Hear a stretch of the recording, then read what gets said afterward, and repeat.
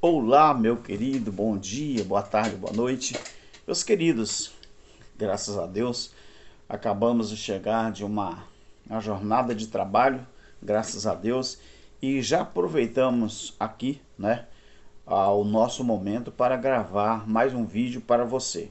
A nossa responsabilidade com você é muito grande, por isso eu estou aqui. Meus queridos, é aquela história, né? Muita gente acredita em Deus e muita gente não acredita em Deus. Muita gente acredita que Deus existe e muita gente não acredita que Deus existe. A mesma coisa é com o seu filho. Muita gente não acredita no Jesus da Bíblia. Muita gente não acredita no Jesus histórico. Porém, a própria história confirma que tanto Deus como o filho dele, que foi a própria manifestação de Deus, existiu. Eu vou começar esse vídeo contando um pouco da historicidade das coisas para você entender que realmente ele existe sim. Por exemplo, a história, quando ela confirma uma coisa, então não é uma coisa fictícia, é uma realidade. Olha só, depois que Jesus ele foi crucificado, José de Arimateia, que era senador da República, não é? Lá no povo judeu, tinha o Senado, né?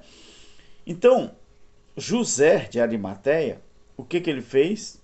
Ele foi lá, pediu o corpo de Jesus a Pilatos e com a ajuda de Nicodemos, lembre-se que Nicodemos, na época de Jesus, aquele encontro ali em João 3, ele era o que? O principal da sinagoga, o que? Ele era o presidente do Senado na época do encontro. Jesus falou: você é mestre, você é mestre em Israel e você não sabe do que eu estou falando? Ou seja, Jesus deu uma tapa na cara, não um tapa sem mão, na cara de Nicodemos. Então, aí José pediu a ajuda de Nicodemos e foi lá pedir o corpo de Jesus a Pilatos, né? Embalsamaram com especiarias e o puseram no seu sepulcro novo, não é? Ali era tarde de sexta-feira, pouco antes do pôr do sol e do início do sábado judeu, não é? Quando terminou o sábado, no amanhecer da manhã de domingo, algumas das mulheres que haviam seguido Jesus vieram também visitar esse sepulcro. Porém, o que aconteceu? Encontraram a pedra afastada da entrada e o corpo de Jesus não estava mais lá. Rapidamente, o que elas fizeram? Elas foram contar isso aos discípulos. E tanto Pedro como João correram para ver. Se isso não tivesse relatado na história, escrito nos livros além da Bíblia, aí teria sim razão de muita gente não acreditar no eterno Criador e no seu Filho como manifestação do próprio Criador. Agora, existe também a história contada, registrada nos livros, sobre o sepulcro de Jesus ali no jardim. O que aconteceu, segundo a história, com o sepulcro de Jesus nos anos que se seguiram à sua morte? O que aconteceu? Alguns dizem, todo mundo sabe que Jesus, após ressuscitar, como Cristo ressuscitado, ele só ficou 40 dias. Existe a festa do Pentecoste, porque o Pentecoste é os 50 dias após a ressurreição. Mas Jesus ficou 40 dias. Então o que aconteceu com aquele sepulcro nos anos que se seguiram à sua morte? Alguns dizem que o seu sepulcro está próximo ao Calvário, que foi localizado por Gordon, um dos especialistas nessa questão da identificação de alguma coisa, né? Os arqueólogos, né? O trabalho dele é descobrir as coisas que a história conta, não é? Então o que acontece? Outros dizem que a sua localização está, né? Hoje está a Igreja do Santo Sepulcro, não é? A seguir nós vamos aqui narrar o que? A história do realmente o que aconteceu neste lugar. Se você observar, existe um lugar chamado Aélia Capitolina de Adriano, não é? Então nós observamos aqui que na história conta que 135 no ano 135 depois de Cristo, o imperador Adriano, considerando o cristianismo como nada mais que uma seita do judaísmo, ele destruiu todos os seus lugares, não é, santos, juntamente com os dos judeus, e erigiu uma cidade romana, a Aélia Capitolina, no lugar de Jerusalém. Então, sobre este local tradicional do sepulcro de Jesus, ele edificou um templo à deusa Vênus, não é? Além disso, dessa história da Aélia de Capitolina, de Adriano, nós temos a visita da rainha Helena, que era a mãe de Constantino. E isso está registrado nos anais da história. Então, a piedosa rainha Helena visitou a Terra Santa no ano 326 depois de Cristo. Está chovendo um pouquinho aqui no sul do Espírito Santo. Nesse final de semana, o tempo, não é? Graças a Deus, virou, está chovendo, está frio pra caramba, né? Então o que acontece? Para localizar todos os locais conectados com a vida de Jesus. Então, como sabia que Adriano tinha construído o templo de Vênus sobre o que se considerava ser o Calvário, então Helena, ela conseguiu localizar o local. Em uma cisterna sem uso, ela encontrou muitos objetos que hoje são associados com a morte de Jesus. E ela fez tudo o que pôde para restaurar esse e outros lugares relacionados com a fé cristã. Mas sabe o que é mais importante, queridos, também? Quando você ouve alguém dizendo, eu não acredito em Deus, eu não acredito em Jesus, tudo bem, você tem o direito de pensar assim. Mas uma coisa você não pode negar. Aquilo que a Bíblia fala sobre Deus, sobre Jesus, sobre os apóstolos, sobre os discípulos, além da Bíblia, existem relatos históricos. Não é só a Bíblia que conta essa história. A Bíblia, a Torá, o livro dos judeus, a Constituição dos judeus, conta a história da lei e os profetas, e também dos patriarcas. Mas o Novo Testamento, a partir de Romanos até Filemon, conta a história da igreja. Então, você não pode negar que hoje tem ruínas de pé aonde os apóstolos passaram, aonde Paulo pregou, aonde a Bíblia registra que houve certa cidade, como as 7 igrejas da Ásia, existem ruínas que provam. Então você não pode negar isso. Entendeu? Então, nós temos, além da Bíblia, a historicidade das coisas. Nós vemos que, por exemplo, a igreja de Constantino, do Santo Sepulcro, Constantino, ele removeu o templo de Adriano e em seu lugar erigiu uma basílica gigantesca e magnífica, não é? Então o que ele fez?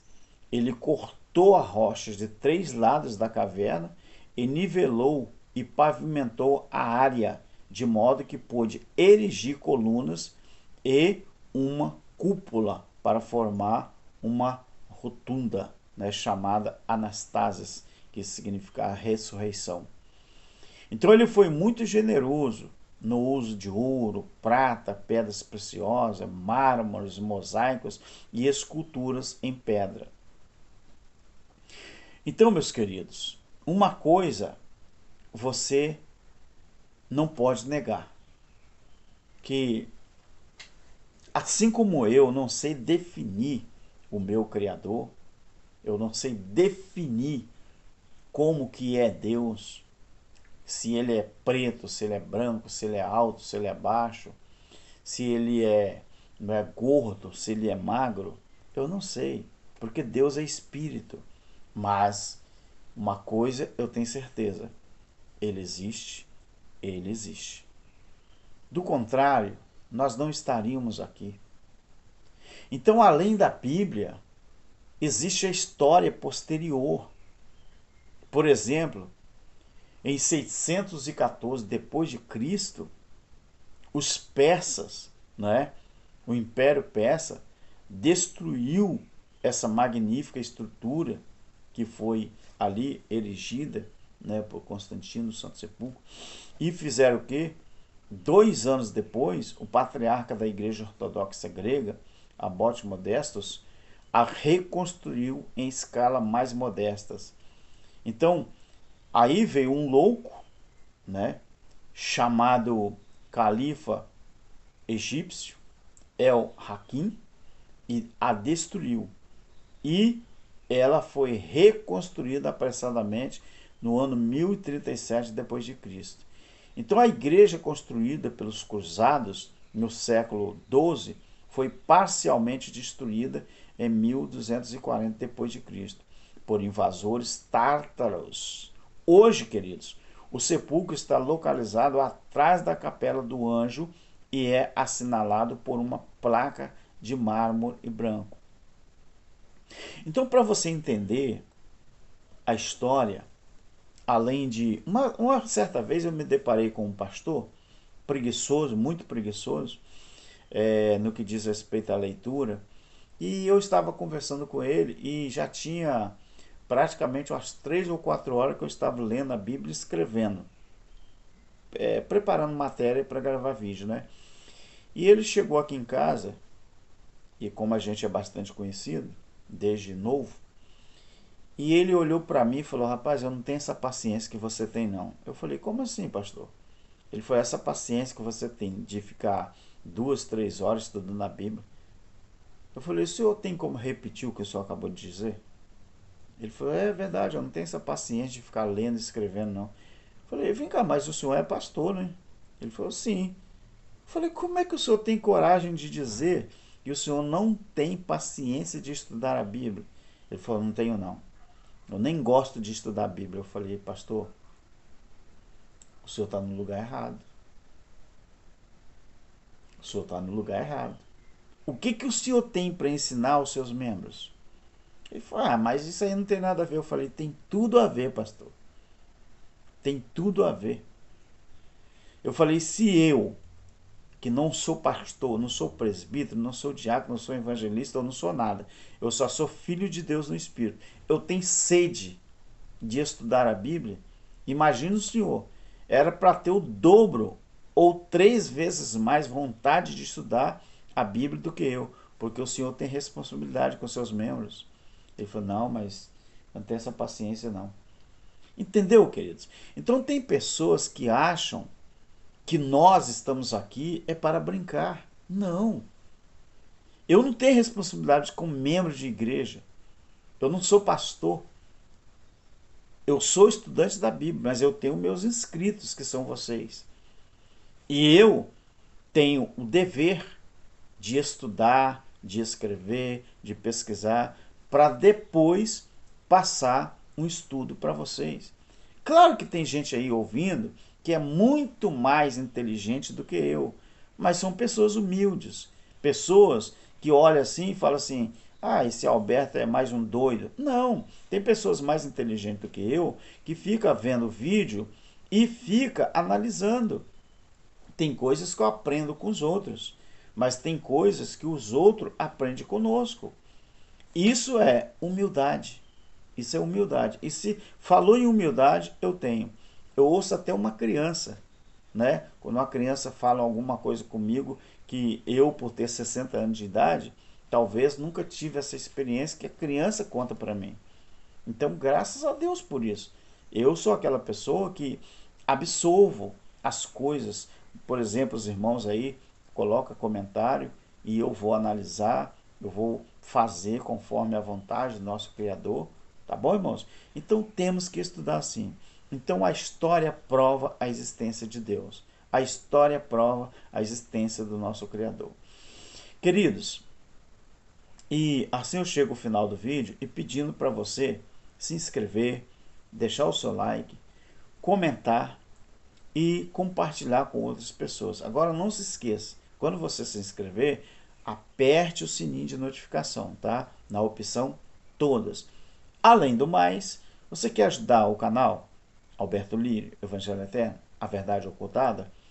Na descrição do vídeo tem o meu Pix, tá? Não importa se você vai ajudar com 50 centavos, com R$1, R$2, R$5, não importa. Eu não estou aqui pedindo 1.000, 5.000, 10.000, mas quem sabe um dia Deus coloca no coração de alguém e fala assim, eu vou deixar Alberto 3 meses livre, né? Porque eu, irmão, além do meu trabalho cotidiano, eu também faço bicos, né? Eu faço Uber de carro, de moto, não é? Então, o meu tempo que eu tenho é o tempo que eu tenho aqui para gravar vídeo, é eu que faço o meu tempo, tá bom? Então, Deus abençoe você, né? E você quer contribuir, na descrição do vídeo está a forma de você me contribuir e ajudar o canal, tá bom? Então, Deus abençoe você e vamos continuar unidos nessa jornada, tá bom? Amém. Um bom dia, uma boa tarde ou boa noite para todos. Amém. Tchau.